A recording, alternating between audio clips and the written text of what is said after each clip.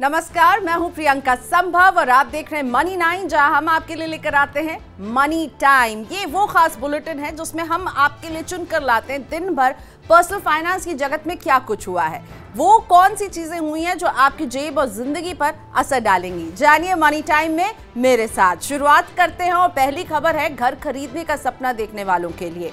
देश के सबसे बड़े सार्वजनिक बैंक भारतीय स्टेट बैंक ने बैंकिंग सेवाओं से वंचित लोगों को होम लोन उपलब्ध कराने के लिए 5 हाउसिंग फाइनेंस कंपनियों के साथ को लेंडिंग एग्रीमेंट साइन किया है। ये 5 कंपनियां हैं PNB housing finance, IIFL home finance, Shriram housing finance, Edelweiss housing finance और Capri global housing finance. SBI ने कहा कि इस भागीदारी का उद्देश्य ऐसे लोगों को होम लोन उपलब्ध कराना है जिनकी पहुंच बैंकिंग सेवाओं तक नहीं है या बहुत सीमित है। आर्थिक रूप से कमजोर वर्ग और अनौपचारिक वर्ग के लिए अफोर्डेबल हाउसिंग में शॉर्टेज निरंतर एक बड़ी समस्या बनी हुई है और इसे कम करने की मदद इस स्कीम से मिल सकती है।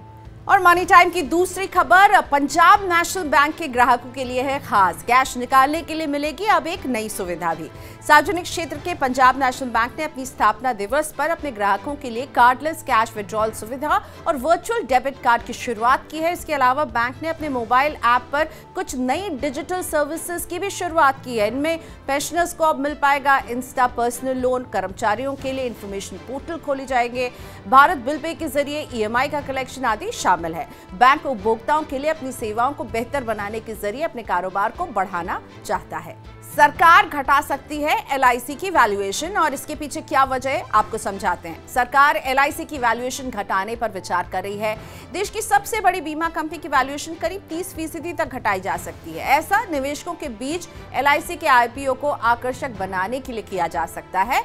सरकार अब एलआईसी की वैल्यूएशन करीब 11 लाख करोड़ रुपए चाहती है और पहले इसने इसकी वैल्यूएशन 16 लाख करोड़ रुपए तय की थी।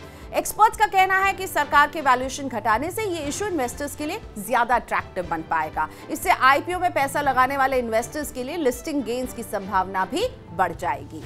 अगली खबर, देश की दूसरी सबसे बड़ी आईटी कंपनी ने किया अपने निवेशकों के लिए एक बड़ा ऐलान। आईटी कंपनी इन्फोसिस ने अपने शेयरधारकों को प्रति शेयर 16 रुपए का फाइनल डिविडेंड देने की घोषणा की है।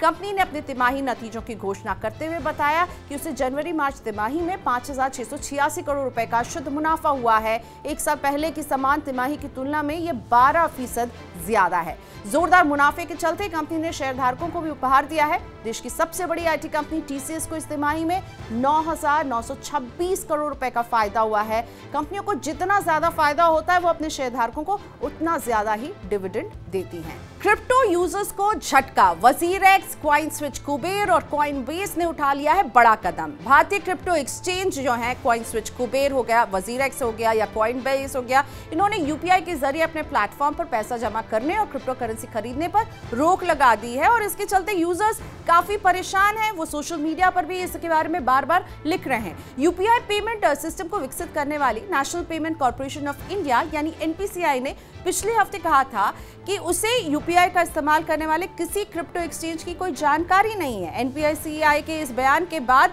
दोनों क्रिप्टो एक्सचेंज ने यूपीआई के जरिए पैसा जमा करने और क्रिप्टो करेंसी खरीदने की सेवा को रोकने का फैसला किया है। और ऑटो इंडस्ट्री का हाल सुधरने का नाम नहीं ले रही। भारत में यात्री वाहनों की बिक्री मार्च महीने में भी करीब 4% घटकर 2,79,501 यूनिट रही। सीएम ने बताया है कि फैक्ट्री से डीलरशिप को वाहनों का डिस्पैच मार्च 2021 में 2,90,939 इकाई रहा था। मार्च महीने में टू व्हीलर की बिक्री में भी गिरावट है 21% की। 11,84,210 यूनिट ही जो है वो बिके हैं। टू व्हीलर की बिक्री में ये बड़ी गिरावट ग्रामीण भारत में कमजोर अर्थव्यवस्था की ओर संकेत कर रही है। वित्त वर्ष 2021-22 में भी कुल 30,69,499 यात्री वाहन ही बिके थे।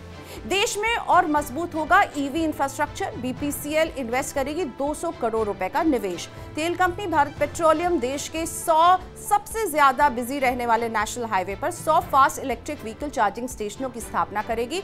इस पर कुल 200 करोड़ रुपए का निवेश होगा। कंपनी ने हाल ही में चेन्नई त्रिची मदुराई हाईवे पर एक चार्जिंग यूनिट के साथ अपना पहला ईवी चार्जिंग कॉरिडोर शुरू किया है। दूसरा कॉरिडोर कोच्चि सलेम हाईवे पर शुरू किया जाएगा। इन चार्जिंग स्टेशन पर ग्राहकों को rest room, refreshment, food court सहित अन्य सुविधाएं भी मिलेगी। कंपनी ने मार्च 2023 तक 100 कॉरिडोर में 2000 फास्ट चार्जिंग स्टेशन स्थापित करने की योजना बनाई है। 2025 तक इन स्टेशनों की संख्या बढ़कर 7,000 हो जाएगी। लगातार तीसरे दिन लाल निशान में बंद हुआ है बाजार। बुधवार को कारोबार में भारतीय इक्विटी बेंचमार्क इंडेक्स लगातार तीसरे दिन लाल निशान में बंद हुए। कारोबार के अंत में सेंसेक्स 237 अंक गिरकर 58,338 के स्तर पर बंद हुआ। निफ्टी में 54 अंकों की गिरावट 17,475 पर बंद हुआ। शेयर बाजार में गिरावट के बीच सराफा बाजार में सोने की कीमतों में उछाल दिखा है। सोने का हाजिर भाव 435 रुपए की तेजी के साथ 52,941 रुपए प्रति 10 ग्राम हो गया है। वहीं दूसरी ओर चांदी भी 1331 रुपए की मजबूती के साथ बनी हुई है बढ़त पर। रुपया भी डॉलर के आगे कमजोर होकर 76 रुपए 18 पैसे के स्तर पर बंद हुआ है। सीएनजी वाहन चालकों को फिर लगा एक जोरदार झटका। महानगर गैस लिमिटेड ने मुंबई में सीएनजी की कीमतों में 5 रुपए प्रति किलोग्राम की बढ़ोतरी कर दी है। पीएनजी भी 4.5 रुपए प्रति यूनिट महंगी हो गई है। मुंबई में अब सीएनजी 67 रुपए के बजाय 72 रुपए प्रति किलो की दर से मिलेगी। इससे पहले 6 अप्रैल को सीएनजी की कीमतों में 7 रुपए की वृद्धि की गई थी। 6 दिनों में मुंबई में सीएनजी 12 रुपए महंगी हो चुकी है। मार्च में महाराष्ट्र सरकार ने सीएनजी पर वैट घटाया था, जिससे इसकी कीमतों में कमी आई थी, लेकिन अब एक बार फिर बढ़ती कीमतों ने वाहन चालकों के पसीने छुटा दिए हैं। ऑटो और कैब संचालकों ने भी किराए में 12 से लेकर 15% की वृद्धि कर दी है। मार्च में निर्यात बढ़ा है, साथ ही व्यापार घाटा भी बढ़कर रिकॉर्ड स्तर पर पहुंच गया।